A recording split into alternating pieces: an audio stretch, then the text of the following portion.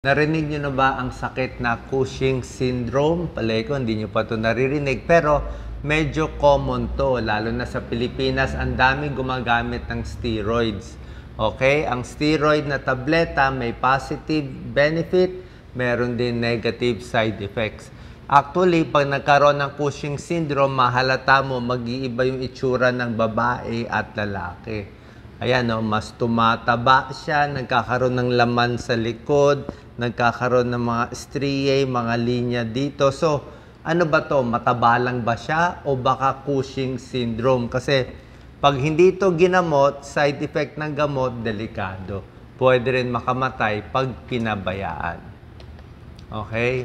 Bago natin i-discuss ang cause nito, isang cause ng Cushing syndrome, sobrang tagal na pag-inom ng steroids. Baka hindi nyo alam yung tableta nyo, baka may steroids. Pero ang steroids, may benepisyo at merong side effect. Okay? Binibigay talaga to ng doktor. Kasi pag nakuha mo yung benefit niya, maraming sakit siya matutulungan. Ang steroids, pinapabagal niya ang pamamaga. So, gusto natin yan.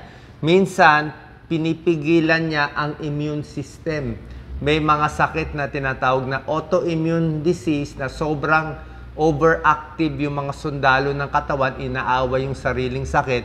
Kaya minsan bibigyan mo ng steroids para kumalma yon. Ang daming sakit ang natutulungan ng steroids. Hika, basta may hika, may COPD, binibigyan siya steroids. Minsan tableta, minsan inhaler. Yung mga may allergy, yan. Yung mga may eczema, puro pahid, steroids din yan.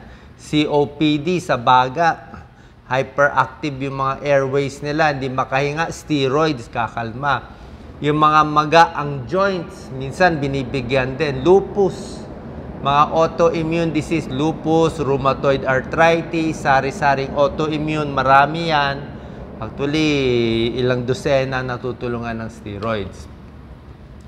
Bago yung side effect, yung promo na tayo, tingnan natin. So marami, merong tableta tulad ng prednisone, nakainom na kayo ng prednisone, di ba?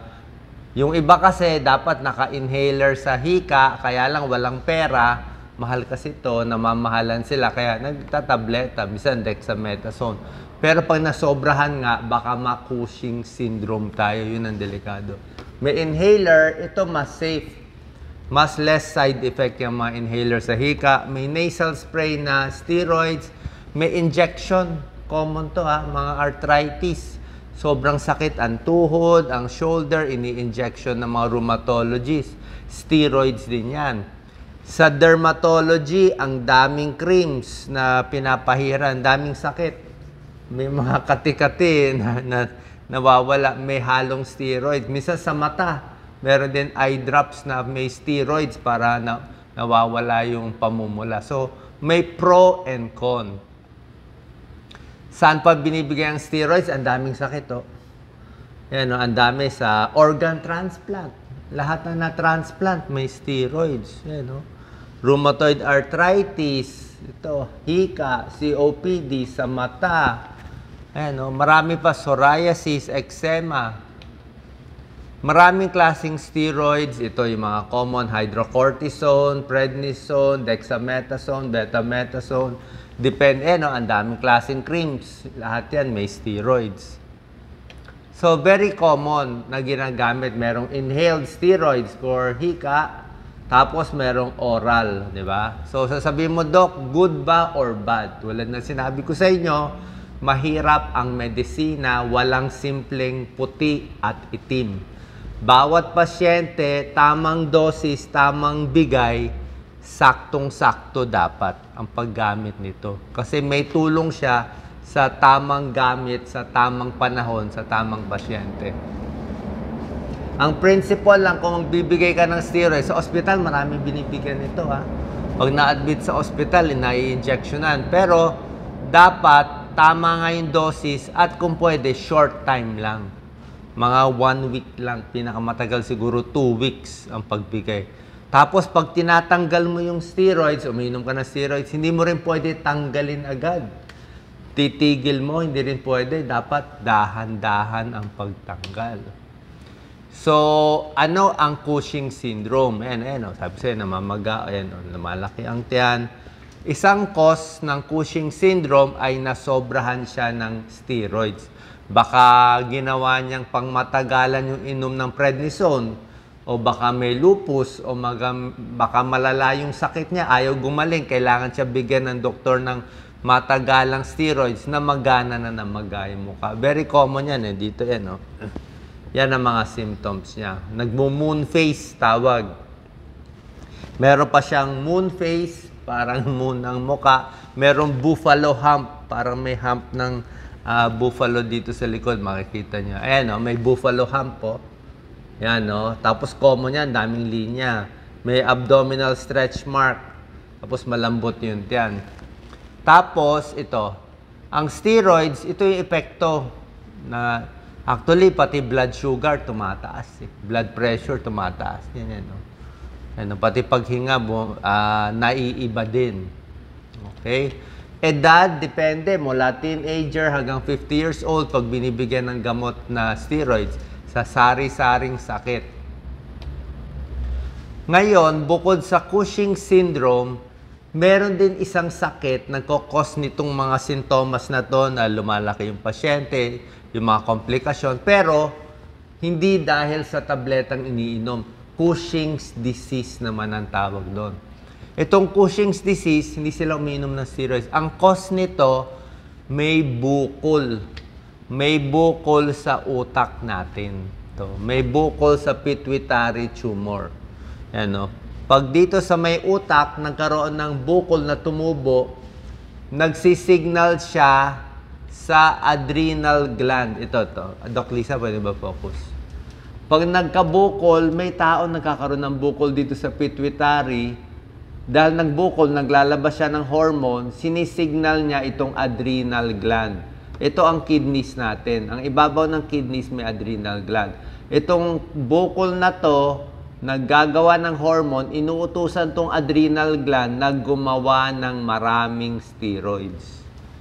So, ito ang tagagawa ng steroids natin. Dapat konti lang yan Stress hormone yan. Pero, pag may bukol ka, utos ng utos dito, kaya maga siya ng maga. Nag-weight gain siya, na-high blood siya, mahina memory niya, ang daming buhok sa katawan, nag-moon face siya, nag-stretch mark siya, ganyan na itsura. So, yan ang tinatawag na Cushing syndrome. Cushing's disease kung may bukol. Kaya dapat i-check din pag ganito itsura, mataba lang ba yung pasyente o baka may Cushing syndrome or Cushing's disease. Diba? Tulad na sinabi ko, steroids, binibigay sa maraming sakit. Asthma, rheumatoid arthritis, lupus, sarcoidosis, at iba pa. Ito yung sinasabi ko na pinipilit yung adrenal gland mag-produce ng steroids. Delikado ba to pag hindi ginamot either sa tableta na iniinom na steroids na patagal or may bukol sa ulo? Delikado siya kasi pag marami kang steroids masyado, okay nga, kalmado immune system mo, pero prone ka magka-infection. Kasi pinahina mo yung sundalo. Baga yung mga sundalo sa katawan, white blood cell mo, sinabi mo, walang aatake, walang babaril. 'Di ba? Kalma kayo, wag mo awayin yung sarili nating katawan. Pero pag may dumating na kalaban na infection, bacteria, virus, hindi na nila awayin. Kaya prone ka magka-infection. Yung iba nagba-blood clot pa. Delikado yan. Nagba-blood clot sa baga, sa paa, may nadidepress, may naka-heart attack, tumataba sila, humihina ang memory, naha-high blood, nagkaka-diabetes, lumalambot ang buto, nagpa-fracture, tumataas blood sugar. So, yan ang complication ng matagalang steroids. Tulad na, pag ito titingnan nyo, ayaw nyo na mag-steroids. Pero pag nakita nyo yung mga sakit na matutulungan, gusto naman mag-steroids. Pero yan talaga ibibigay ng doktor. Kaya nga, sa tamang dami lang, short time, follow your doctor. Para alam nyo lang pag masobra, ganito itsura, okay? Pag sumobra na, hindi siya mataba, dahil yan sa steroids. Buffalo hump po, ganyan, Minsan nagmamanas, ito, osteoporosis, fracture, headache, Madalas mag-infection, nag-pimples pa. Yan. Nagkokos ba ng hingal? Hindi dapat agad-agad. Osteoporosis ba? Pwede magka-osteoporosis. Hypokalemia, bumabagsak din yung potassium. Paano malulunasan? Pag nalunasan na yung problema. Kung natigil mo na yung steroids mo, kumalma na yung sakit mo, okay, may mga test, blood test para makita kung mataas ba yung steroid level or hindi sa katawan. Tapos minsan, pagduda ng doktor na may bukol ka sa pituitary o may bukol ka sa adrenal gland, merong mga CT scan na ginagawa at MRI sa ulo at sa tiyan. Pag nakita na may bukol, may mga options. Pakita mo, Doc Lisa, maliit lang eh. So pag bukol, kung cancer yon, may radiation, may chemotherapy, may operation, inooperahan, tinatanggal yung bukol sa ulo. Pag may bukol sa adrenal gland, tinatanggal din. Depende. Ayan o. Pwedeng chemotherapy o pwede yung bukol tinatanggal. O. Merong mga operation na ginagawa. Matanggal yung bukol sa pituitary gland. Okay? Anong natural treatment natin? Yan. Gusto natin. Ano lifestyle change? Siyempre, naka-steroids, tumataba. So, dapat lose weight pa rin.